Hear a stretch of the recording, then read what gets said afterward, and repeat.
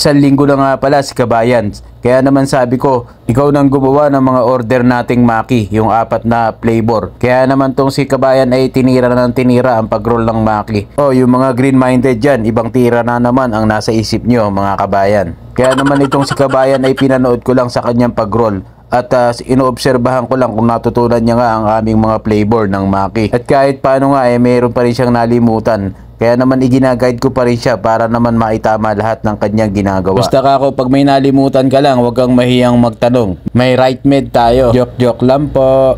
At special shoutout ko lang pala itong ating mga kaibigan. Mark Argente ng Davao at si Boss Dennis Galano ng Kasim KSA. At si Madam Criselda Badaya from Saudi rin po. Shoutout po sa inyo, Madam and Boss. At si Boss Adel Berian at Helen Tubana and Boss Perry Joey. Shoutout po sa inyo.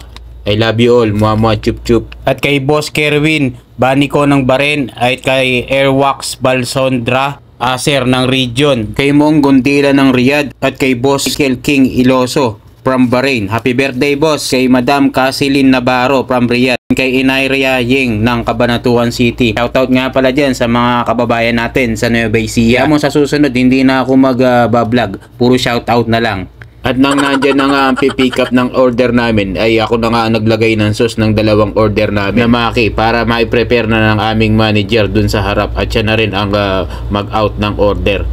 At dahil nga kabisado na rin ni Kabayan ang pag-roll ng aming Maki at ang mga order, kaya naman neto sa susunod ay ikaw na ang gagawa ng lahat at hayaan na kita.